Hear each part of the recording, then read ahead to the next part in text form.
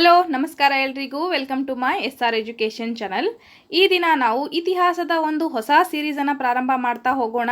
ಇದರಲ್ಲಿ ಈ ಒಂದು ತರಗತಿಯಲ್ಲಿ ನಾವು 6ನೇ ತರಗತಿ ಅಧ್ಯಾಯ 1 ಇತಿಹಾಸದ ಪರಿಚಯದಿಂದ ಪ್ರಾರಂಭ ಮಾಡೋಣ.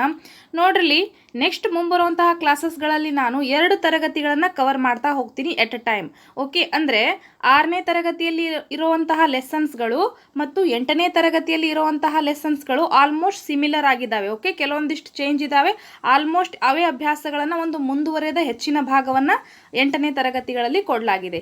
ನಾನೇನು ಮಾಡ್ತೀನಪ್ಪ ಅಂತಂದರೆ, ಸಪೋಸ್ ನಮಗೆ ಪ್ರಾಚೀನ ನಾಗರಿಕತೆಗಳು ಬಂತು ಅಂತ ತಿಳ್ಕೊರಿ ಪಾಠ.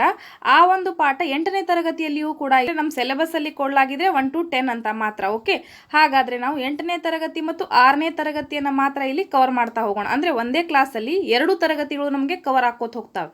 ಓಕೆ, ಹಾಗಂದ್ರೆ ನಮಗೆ ಈಸಿಯಾಗಿ ನಾವು ಬೇಗ ಸಿಲೆಬಸ್ಸನ್ನು ಮುಗಿಸ್ಬಹುದು. ಓಕೆ, ಆ ಒಂದು ಟೆಕ್ನಿಕ್ ಮೇಲೆ ನಾನು ಈ ತರಗತಿಗಳನ್ನು ರೆಡಿ ಮಾಡ್ಕೊಂಡಿದ್ದೀನಿ. ಮುಂಬರುವಂತಹ ದಿನಗಳಲ್ಲಿ ಓಕೆ ನಿಮಗೆ ಯೂಸ್ಫುಲ್ ಆಗುವಂತಹ ಒಂದು ಇತಿಹಾಸ ವಿಷಯಕ್ಕೆ ಯೂಸ್ಫುಲ್ ಆಗುವಂಥ MCQ ಸೀರೀಸ್ ಆಗಿರಬಹುದು ಮತ್ತು ಆ ಲೆಸನ್ಗಳೇ ಬ್ಯಾಕ್ ಸೈಡ್ ಇರುವಂತಹ ಕ್ವಶನ್ ಆನ್ಸರ್ಗಳಾಗಿರ್ಬೋದು, ಎಲ್ಲವನ್ನು ಕೂಡ ನಾನು ಒಂದೊಂದಾಗಿ ಎಲ್ಲ ಕ್ಲಾಸಸ್ಗಳನ್ನು ನಾನು ನಿಮಗೆ ಕೊಡ್ತಾ ಹೋಗ್ತೀನಿ. ತುಂಬ ಇಂಪಾರ್ಟೆಂಟ್ ಆಗುತ್ತೆ ನಿಮ್ಮ ಒಂದು TET ಪರೀಕ್ಷೆಗೆ. ಓಕೆ, ನಮ್ಮ ತರಗತಿಗಳು ನಿಮಗೆ ಇಷ್ಟ ಆದರೆ ಲೈಕ್ ಮಾಡಿ, ಹಾಗೆ ಸಬ್ಸ್ಕ್ರೈಬ್ ಮಾಡ್ಕೊಳ್ಳಿ. ಮುಂಬರುವಂತಹ ದಿನಗಳಲ್ಲಿ ಇನ್ನೂ ಒಳ್ಳೆ ಕಂಟೆಂಟನ್ನು ಕೊಡುವಂಥ ಪ್ರಯತ್ನ ನಾನು ಮಾಡ್ತಾ ಇದ್ದೀನಿ. ಓಕೆ, ಹಾಗಾದರೆ ತರಗತಿನ ಪ್ರಾರಂಭ ಮಾಡೋಣ. ಇದು ಕ್ಲಾಸ್ ಫಸ್ಟ್ ಆಗತ್ತೆ. ನೋಡೋಣ ಈ 6ನೇ ತರಗತಿ ಅಧ್ಯಾಯ 1 ಇತಿಹಾಸದ ಪರಿಚಯ. ಓಕೆ, ಹಾಗಾದರೆ ನೋಡೋಣ ಯಾವ ರೀತಿ ಇದೆ ಅಂತ ತರಗತಿ. ಖಾಲಿ ಬಿಟ್ಟ ಸ್ಥಳಗಳನ್ನು ಸೂಕ್ತ ಪದದಿಂದ ಭರ್ತಿ ಮಾಡಿ ಅಂತ ಇದೆ. ಇದರಲ್ಲಿ ಇತಿಹಾಸದ ಪಿತಾಮಹವನ್ನು ಕೇಳಲಾಗಿದೆ. ಬಿಟ್ಟ ಸ್ಥಳ ಯಾರಾಗ್ತಾರೆ? ಹೆರೋಡೋಟಸ್. ಓಕೆ, ಇತಿಹಾಸದ ಪಿತಾಮಹ ಯಾರು? ಹೆರೋಡೋಟಸ್. ದಿ ಏಸಿಯಾಟಿಕ್ ಸೊಸೈಟಿಯನ್ನು ಸ್ಥಾಪಿಸಿದವರು ಯಾರು? ದಿ ಏಸಿಯಾಟಿಕ್ ಸೊಸೈಟಿಯನ್ನು ಸ್ಥಾಪಿಸಿದವರು ಸರ್ ವಿಲಿಯಂ ಜೋನ್ಸ್. ಓಕೆ, ಯಾರಾಗ್ತಾರೆ? ಸರ್ ವಿಲಿಯಂ ಜೋನ್ಸ್ ರವರು. ಇತಿಹಾಸ ಎಂದರೇನು?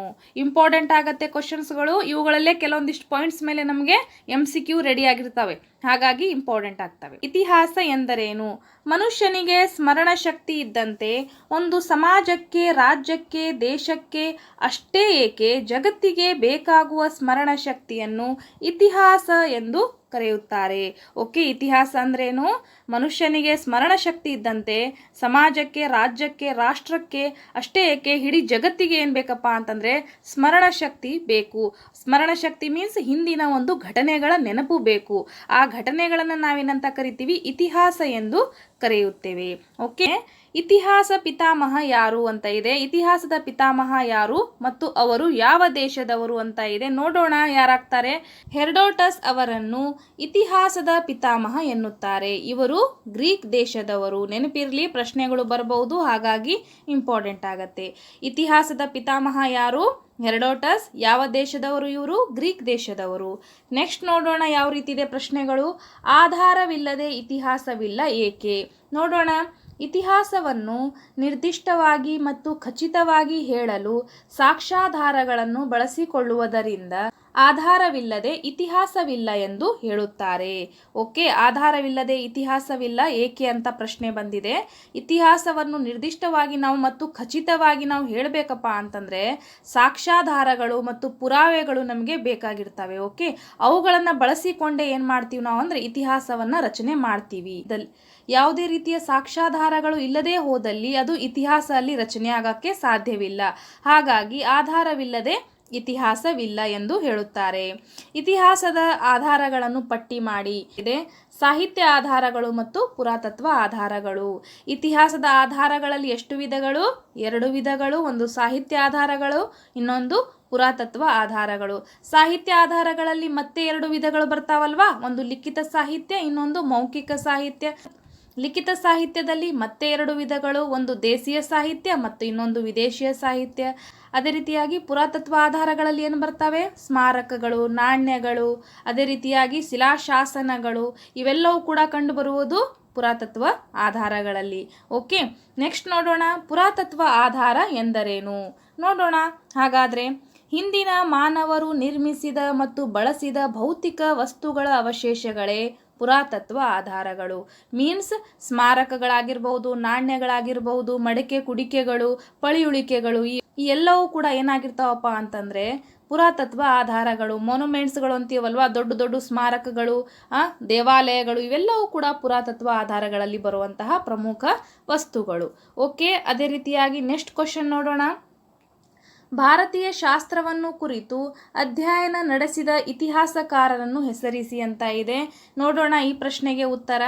ಭಾರತೀಯ ಶಾಸ್ತ್ರವನ್ನು ಕುರಿತು ಅಧ್ಯಯನ ನಡೆಸಿದ ಇತಿಹಾಸಕಾರರು ಯಾರು? Sir William Jones, Max Muller ಮತ್ತು ಜೇಮ್ಸ್ ಮಿಲ್. ಇವರು ಭಾರತೀಯ ಶಾಸ್ತ್ರವನ್ನು ಕುರಿತು ಅಧ್ಯಯನ ನಡೆಸಿದ ಇತಿಹಾಸಕಾರರಾಗಿದ್ದಾರೆ. ಪ್ರಶ್ನೆ ಬರಬಹುದು, ಹಾಗಾಗಿ ನೆನ್ಪಿಟ್ಕೋರಿ. ಭಾರತೀಯ ಶಾಸ್ತ್ರವನ್ನು ಕುರಿತು ಅಧ್ಯಯನ ನಡೆಸಿದ ಪ್ರಮುಖ ಇತಿಹಾಸಕಾರರು ಯಾರು? Sir William Jones, Max Muller ಮತ್ತು ಜೇಮ್ಸ್ ಮಿಲ್ ರವರು ಆಗಿರುತ್ತಾರೆ. ಇದು 6ನೇ ತರಗತಿಯ ಅಧ್ಯಾಯ 1 ಇತಿಹಾಸದ ಪರಿಚಯ.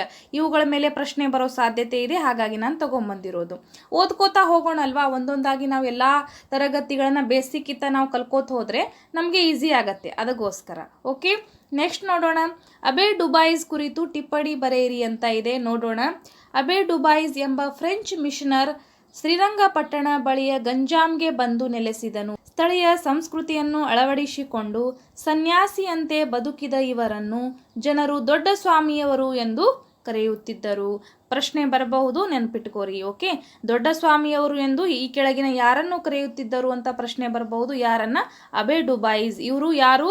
French missionary. ಓಕೆ, ಬಂದಿದ್ರು ಇವರು ಶ್ರೀರಂಗಪಟ್ಟಣ ಬಳಿಯ ಗಂಜಾಂಗೆ ಬಂದು ನೆಲೆಸಿ ಅಲ್ಲಿಯೇ ಸ್ಥಳೀಯ ಸಂಸ್ಕೃತಿಯನ್ನು ಅಳವಡಿಸಿಕೊಂಡು ಸನ್ಯಾಸಿಯಂತೆ ಬದುಕಿದ ಇವರನ್ನು ಜನರು ದೊಡ್ಡ ಸ್ವಾಮಿಯವರು ಎಂದು ಕರೆಯುತ್ತಿದ್ದರು. ಅಬೆ ಡುಬಾಯಿಸ್ ಕುರಿತು ಈ ಟಿಪ್ಪಣಿ ಇದು. ಓಕೆ, ಇವರು Hindu manners, customs and ceremonies ಎಂಬ ಕೃತಿಯನ್ನು ಬರೆದರು. ಪ್ರಶ್ನೆ ಇದರ ಮೇಲೆಯೂ ಕೂಡ ಕೇಳಬಹುದು, ಹಾಗಾಗಿ ನೆನ್ಪಿಟ್ಕೋರಿ. Hindu manners, customs and ceremonies ಎಂಬ ಕೃತಿಯನ್ನು ಬರೆದವರು ಯಾರಾಗ್ತಾರೆ? ಅಬೆ ಡುಬಾಯಿಸ್. ಓಕೆ, ಇದರಲ್ಲಿ ಭಾರತೀಯರ ಆಚಾರ ವಿಚಾರ, ಹಬ್ಬ ಹರಿದಿನ, ವರ್ಣಾಶ್ರಮ ವ್ಯವಸ್ಥೆ ಮೊದಲಾದವುಗಳನ್ನು ಕುರಿತು ಬರೆದಿದ್ದಾರೆ. 24 ವರ್ಷಗಳ ಕಾಲ ಇಲ್ಲಿಯೇ ನೆಲೆಸಿದ್ದ ಅಬೆ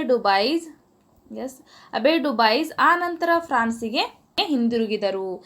ಇದು ಕಂಪ್ಲೀಟ್ ಆಗಿ ಅಬೆ ಡುಬಾಯಿಸ್ ಅವರ ಬಗ್ಗೆ ಟಿಪ್ಪಣಿ. ನೆಕ್ಸ್ಟ್ ನೋಡೋಣ. ಹೊಂದಿಸಿ ಬರೆಯಿರಿ ಅಂತ ಕೊಡಲಾಗಿದೆ. ಇದು ಕೂಡ ಬುಕ್ಕಲ್ಲೇ ಕೊಡಲಾಗಿರುವಂತಹ ಮಾಹಿತಿ. ಕೆಲವೊಮ್ಮೆ ನೋಡ್ರಿ ನೀವು ಪಾಠಗಳ ಬ್ಯಾಕ್ ಸೈಡ್ ಕ್ವಶನ್ಸ್ ಇರ್ತಾವಲ್ಲ, ಅವುಗಳ ಮೇಲೆ ಡೈರೆಕ್ಟ್ ಆಗಿ ಕ್ವಶನ್ ಬರೋ ಸಾಧ್ಯತೆ ಇದೆ. ಹಾಗಾಗಿ ನಾವು ಅವುಗಳನ್ನು ಮಾತ್ರ ಮಿಸ್ ಮಾಡ್ಕೊಳ್ಳೇಬಾರ್ದು. ಅವುಗಳನ್ನು ನಾವು ಅಭ್ಯಾಸ ಮಾಡ್ಕೊಂಡ್ಬಿಟ್ರೆ ಆಲ್ಮೋಸ್ಟ್ ನಮಗೆ ಲೆಸನ್ ಕವರ್ ಆಗೇ ಬಿಡುತ್ತೆ. ಹಾಗಾಗಿ ನಾನು ನನ್ನ ಮುಂದಿನ ತರಗತಿಗಳಲ್ಲಿಯೂ ಕೂಡ ನಾನು ಆ ಎಲ್ಲ ಪ್ರಶ್ನೆಗಳನ್ನು ನಾನು ಬಿಡಿಸ್ತಾನೆ ಹೋಗ್ತಿರ್ತೀನಿ. ಓಕೆ, ನೋಡೋಣ. ಹೊಂದಿಸಿ ಬರೆಯಿರಿ. ಯಾವ ರೀತಿ ಇದೆ ಅಂತ. Kalidasa, Max Muller, James Mill, William Jones ಅಂತ ಇದೆ. History of India, the Asiatic society, sacred book of the east, ಅದೇ ರೀತಿಯಾಗಿ ಶಾಕುಂತಲ ಅಂತ ಇದೆ. ಕಾಳಿದಾಸನ ಪ್ರಮುಖ ಕಾವ್ಯ ಯಾವುದಾಗತ್ತೆ? ಶಾಕುಂತಲ. ಅದೇ ರೀತಿಯಾಗಿ ಮ್ಯಾಕ್ಸ್ ಮುಲ್ಲರ್ದು ಯಾವುದಾಗತ್ತೆ? Sacred book of the east. James ಮಿಲ್ದು history of India. William Jones ಅವರದು ದಿ ಎಸಾಟಿಕ್ ಸೊಸೈಟಿ. ಹಾಗಾದರೆ ಸರಿಯಾದ ಹೊಂದಾಣಿಕೆ 1D ಆಗತ್ತೆ. ನೆಕ್ಸ್ಟ್ ಎರಡನೇದೇನಾಗತ್ತೆ? ಮ್ಯಾಕ್ಸ್ ಮುಲ್ಲರು C ಆಗತ್ತೆ. ಮೂರನೇದೇನಾಗತ್ತೆ? ಜೇಮ್ಸ್ ಮಿಲ್ A ಆಗತ್ತೆ. History of India. ನೆನ್ಪಿಟ್ಕೋರಿ, ಈ ಕೃತಿಗಳ ಮೇಲೆ ಕ್ವಶನ್ ಆಗೋ ಸಾಧ್ಯತೆ ಇದೆ ಹಾಗಾಗಿ. ಮತ್ತು ನಾಲ್ಕನೇದೇನಾಗತ್ತೆ? William Jones Asiatic society B ಆಗತ್ತೆ. ಇದು ಸರಿಯಾದಂತಹ ಹೊಂದಾಣಿಕೆ. ಓಕೆ, ಕೆಲವೊಮ್ಮೆ ನೇರವಾಗಿ ಈ ಹೊಂದಿಸಿ ಬರೆಯರಿಯನ್ನು ಕೂಡ ಕೊಡಲಾಗಿದೆ, ಹಾಗಾಗಿ ಇಂಪಾರ್ಟೆಂಟ್ ಆಗತ್ತೆ, ನೆನ್ಪಿಟ್ಕೋರಿ. ನೆಕ್ಸ್ಟ್ ಕ್ವಶನ್ಸ್ಗಳನ್ನು ನೋಡ್ತಾ ಹೋಗೋಣ. ಇತಿಹಾಸದ ಪಿತಾಮಹ, ಇದು TET 2015ರಲ್ಲಿ ಕೇಳಾದಂತಹ ಪ್ರಶ್ನೆ. ಯಾರಾಗ್ತಾರೆ? ಪಾಲಿಬಿಯಸ್, ಕಾರ್ಲ್ ಮಾರ್ಕ್ಸ್, ಅದೇ ರೀತಿಯಾಗಿ ಹೆರೋಡೋಟಸ್, ಅರ್ನಾಲ್ಡ್ ಟಯನ್ಬಿ ಅಂತ ಇದೆ. ಈ ಪ್ರಶ್ನೆಗೆ ಸರಿಯಾದಂತಹ ಉತ್ತರ ಆಪ್ಷನ್ 3 ಆಗತ್ತೆ, ಹೆರೋಡೋಟಸ್. ಓಕೆ, ಇತಿಹಾಸದ ಪಿತಾಮಹ. ನೆಕ್ಸ್ಟ್ ನೋಡೋಣ. ಹೊಂದಿಸಿ ಬರೆಯಿರಿ. ನೋಡೋಣ. ಒಂದು ಸೈಡು ಇತಿಹಾಸಕಾರರನ್ನು ಕೊಡಲಾಗಿದೆ, ಮತ್ತೊಂದು ಸೈಡು ಅವರು ಬರೆದಿರುವಂತಹ ಪ್ರಮುಖ ಪುಸ್ತಕಗಳನ್ನು ಅಥವಾ ಪ್ರಮುಖ ಕೃತಿಗಳ ಬಗ್ಗೆ ಕೊಡಲಾಗಿದೆ, ಹಾಗಾಗಿ ಇಂಪಾರ್ಟೆಂಟ್ ಆಗತ್ತೆ. ಹೊಂದಿಸೋಣ, ನೆನ್ಪಿಟ್ಕೋರಿ. ನೆಕ್ಸ್ಟ್ ಟೈಮ್ ಇವುಗಳ ಮೇಲೆ ನಿಮಗೆ ಪ್ರಶ್ನೆ ಬಂದರೆ ಈಸಿ ಆಗತ್ತೆ. ಹೆರೋಡೋಟಸ್ನ ಪ್ರಮುಖ ಕೃತಿ ಯಾವುದು? The history of Persian wars. Okay, option D ಆಗತ್ತೆ. ಹೆರೋಡೋಟಸ್ನ ಪ್ರಮುಖ ಕೃತಿ the history of Persian wars. ಸಂತ Augustine, the city of God. ಸಂತ Augustine, the city of God. Arnold Toynbee, a study of history. Arnold Toynbee a study of history. Karl Marx Das Kapital. Okay, Karl Marx Das Kapital important ಆಗತ್ತೆ. ನಾನಿಲ್ಲಿ ಹೊಂದಿಸಿದ್ದೀನಿ, ಉತ್ತರವನ್ನು ಕೂಡ ಕೊಟ್ಟಿದ್ದೀನಿ. ಇದರ ಪ್ರಕಾರ ನೀವು ಹೊಂದಿಸ್ಕೊಂಡು 1 ಟೈಮ್ 2 ಟೈಮ್ ನೀವು ರೀಡ್ ಮಾಡ್ಕೊಳ್ಳಿ. ನಾನು ಇನ್ನೊಮ್ಮೆ ಓದ್ತೀನಿ, ನೆನ್ಪಿಟ್ಕೊಳ್ಳುವಂಥ ಪ್ರಯತ್ನ ಮಾಡಿರಿ. ಹೆರೋಡೋಟಸ್ ನಮ್ಮ ಪ್ರಮುಖ ಕೃತಿ the history of Persian wars. The history of Persian wars, Herodotus. ಸಂತ ಅಗಸ್ಟೈನ್ ಯಾವುದಾಗತ್ತೆ? The city of God. ಸಂತ Augustine the city of God. Arnold Toynbee a study of history. Arnold Toynbee a study of history. ಅದೇ ರೀತಿಯಾಗಿ Karl Marx Das Kapital. Okay, ನಾನು ಯಾಕೆ ಹೇಳ್ತಾ ಇದ್ದೀನಿ ಪದೇ ಪದೇ ಅಂದರೆ ನಿಮಗೆ ನೆನಪಾಗೋಕೆ. ಓಕೆ, ನೆಕ್ಸ್ಟ್ ಕ್ವಶನ್ ನೋಡೋಣ ಯಾವ ರೀತಿ ಇದೆ ಅಂತ. ವಿಲಿಯಂ ಜೋನ್ಸ್ ಸ್ಥಾಪಿಸಿದ್ದು ಅಂತ ಇದೆ. ಇದು GPSTR ಅಲ್ಲಿ ಆಗಿರುವಂತಹ ಪ್ರಶ್ನೆ 2017ರಲ್ಲಿ. ವಿಲಿಯಂ ಜೋನ್ಸ್ ಸ್ಥಾಪಿಸಿದ್ದು ಯಾವ ಒಂದು ಸೊಸೈಟಿಯನ್ನು? Asiatic society, Karnataka society, judicial society of India, human rights society of India ಅಂತ ಇದೆ. ವಿಲಿಯಂ ಜೋನ್ಸ್ ಸ್ಥಾಪಿಸಿದ್ದು option 1 is the right answer, Asiatic society. Okay, William Jones ಸ್ಥಾಪಿಸಿದ್ದು ಎಸ್ಯಾಟಿಕ್ ಸೊಸೈಟಿ. ಇಂಪಾರ್ಟೆಂಟ್ ಆಗತ್ತೆ, ನೆನ್ಪಿಟ್ಕೋರಿ, 1784ರಲ್ಲಿ. ನೆಕ್ಸ್ಟ್ ಕ್ವಶನ್ ನೋಡೋಣ. Sacred book of the east ಪುಸ್ತಕವನ್ನು ರಚಿಸಿದವರು ಯಾರಾಗ್ತಾರೆ? ಮೊನ್ನೆ ಮಾಡೆಲ್ ಕ್ವಶನ್ ಪೇಪರಲ್ಲಿಯೂ ಕೂಡ ಈ ಪ್ರಶ್ನೆ ಬಂದಿತ್ತು, ಇಂಪಾರ್ಟೆಂಟ್ ಆಗತ್ತೆ. Sacred book of the east ಪುಸ್ತಕವನ್ನು ರಚಿಸಿದವರು ಯಾರು? Max Muller, sir William Jones, James Mill, Abbe Dubois ಅಂತ ಇದೆ. ಈ ಪ್ರಶ್ನೆಗೆ ಸರಿಯಾದಂತಹ ಉತ್ತರ ಯಾವುದಾಗತ್ತೆ? Option 1 is the right answer, Max Muller. Okay, sacred book of the east ಪುಸ್ತಕವನ್ನು ರಚಿಸಿದವರು ಯಾರು? Max Muller. ನೆಕ್ಸ್ಟ್ ಕ್ವಶನ್ ನೋಡೋಣ. ಸಂಸ್ಕೃತ ವ್ಯಾಕರಣವನ್ನು ಮೊದಲ ಬಾರಿಗೆ ಲ್ಯಾಟಿನ್ ಭಾಷೆಯಲ್ಲಿ ಬರೆದವರು ಅಂತ ಇದೆ. ಯಾರು ಬರೆದ್ರು ಸಂಸ್ಕೃತ ವ್ಯಾಕರಣವನ್ನು ಮೊದಲ ಬಾರಿಗೆ ಲ್ಯಾಟಿನ್ ಭಾಷೆಯಲ್ಲಿ ಬರೆದವರು? Heinrich Roth, father Coeurdoux, Max Muller. ಈ ಮೇಲಿನ ಯಾವುದೂ ಅಲ್ಲ ಅಂತ ಇದೆ. ಸಂಸ್ಕೃತ ವ್ಯಾಕರಣವನ್ನು ಮೊದಲ ಬಾರಿಗೆ ಲ್ಯಾಟಿನ್ ಭಾಷೆಯಲ್ಲಿ ಬರೆದವರು ಯಾರು? Option 1 is the right answer, Heinrich Roth ರವರು. ಓಕೆ, ಇಂಪಾರ್ಟೆಂಟ್ ಆಗತ್ತೆ. ನೆಕ್ಸ್ಟ್ ಪ್ರಶ್ನೆ ನೋಡೋಣ. ಗೀತ ಗೋವಿಂದ, ಮಾನವ ಧರ್ಮಶಾಸ್ತ್ರ, ಕಾಳಿದಾಸನ ಶಾಕುಂತಲವ ಕೃತಿಯನ್ನು ಸಂಸ್ಕೃತದಿಂದ ಇಂಗ್ಲಿಷ್ ಭಾಷೆಗೆ ಅನುವಾದಿಸಿದವರು ಅಂತ ಇದೆ. ಈ ಕೆಳಗಿನವರಲ್ಲಿ ಯಾರಾಗ್ತಾರೆ ನೋಡೋಣ. William Jones, Max Muller, James mill. ಈ ಮೇಲಿನ ಯಾವುದೂ ಅಲ್ಲ ಅಂತ ಇದೆ. ಈ ಪ್ರಶ್ನೆಗೆ ಸರಿಯಾದಂತಹ ಉತ್ತರ ಆಪ್ಷನ್ 1 ಆಗತ್ತೆ, ವಿಲಿಯಂ ಜೋನ್ಸ್. ಓಕೆ, ಗೀತ ಗೋವಿಂದ, ಮಾನವ ಧರ್ಮಶಾಸ್ತ್ರ, ಕಾಳಿದಾಸನ ಶಾಕುಂತಲ ಈ ಕೃತಿಗಳನ್ನು ಸಂಸ್ಕೃತದಿಂದ ಇಂಗ್ಲಿಷ್ ಭಾಷೆಗೆ ಅನುವಾದಿಸಿದವರು ಯಾರು? ವಿಲಿಯಂ ಜೋನ್ಸ್ ಆಗತ್ತೆ. ಯಾರಾಗ್ತಾರೆ? ವಿಲಿಯಂ ಜೋನ್ಸ್ ರವರು ಆಗ್ತಾರೆ. ಲಾಸ್ಟ್ ನೋಡೋಣ. ಜೆಸೋಟ್ ಎಂದರೆ ಏನು? ಇಗ್ನೇಷಿಯಸ್ ಲಯೋಲಾ ಎಂಬಾತನು ಸಾಮಾನ್ಯ ಶಕ 1534ರಲ್ಲಿ ಪ್ಯಾರಿಸ್ನಲ್ಲಿ ಜೀಸಸ್ ಸಂಘವನ್ನು ಕಟ್ಟಿದ್ದನು. ಇದು ಪುರುಷ ಕ್ಯಾಥೋಲಿಕ್ ಪಂಥೀಯ ಧರ್ಮಸ್ಥಳ ಸಭೆಯಾಗಿತ್ತು. ಈ ಜೀಸಸ್ ಸಂಘದ ಸದಸ್ಯರೇ ಜೆಸೋಟ್ಗಳು. ಓಕೆ, ಇದು ಜೆಸೋಟ್ಗಳು ಯಾರು ಅಂತ ಕ್ವಶನ್ ಬರಬಹುದು. ಪ್ರಮುಖ ಪಾದ್ರಿಗಳು. ಇವರೇನಾಗಿರ್ತಾರಪ್ಪ ಅಂದರೆ ಕ್ರೈಸ್ತ ಧರ್ಮದ ಪ್ರಚಾರಕ್ಕಾಗಿ ಭಾರತ ದೇಶಕ್ಕೆ ಬಂದಿರುತ್ತಾರೆ. ಓಕೆ, ಭಾರತ ದೇಶಕ್ಕೆ ಬಂದಿರುವಂತಹ ಕ್ರೈಸ್ತ ಧರ್ಮದ ಪ್ರಚಾರಕರನ್ನ ಏನೆಂದು ಕರೆಯಲಾಗುತ್ತಿತ್ತು ಅಂತ ಪ್ರಶ್ನೆ ಬರಬಹುದು. ನೆನ್ಪಿಟ್ಕೋರಿ, ಜೆಸೋಟ್ಗಳು ಎಂದು ಕರೆಯಲಾಗುತ್ತಿತ್ತು. ಓಕೆ, ಇವ್ರು ಯಾರಾಗಿರ್ತಾರೆ? ಜೀಸಸ್ ಸಂಘದ ಸದಸ್ಯರಾಗಿರ್ತಾರೆ. ಯಾರು?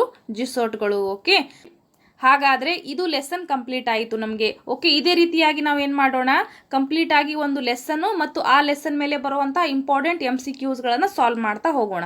ನಮಗೆ ಬೇಗನೂ ಆಗತ್ತೆ, ಕ್ಲಾಸ್ ಲೆಂದಿನೂ ಆಗೋದಿಲ್ಲ. ಈಸಿಯಾಗಿ ನಾವು ಸಿಲೆಬಸ್ಸನ್ನು ಕವರ್ ಮಾಡ್ಕೋಬಹುದು. ಸಿಂಪಲ್ ಆಗಿರ್ತವೆ, ಈಸಿ ಆಗಿರ್ತವೆ, ನಿಮಗೆ ನೆನಪಲ್ಲಿ ಇಟ್ಕೊಳ್ಳೋಕ್ಕೂ ಕೂಡ ಸಾಧ್ಯ ಆಗ್ತದೆ ಮತ್ತು ಬೇಗ ಸಿಲೆಬಸ್ ಕೂಡ ಕವರ್ ಆಗತ್ತೆ. ಓಕೆ, ಮತ್ತೆ ಸಿಗೋಣ ನೆಕ್ಸ್ಟ್ ತರಗತಿಗಳಲ್ಲಿ. Thank you.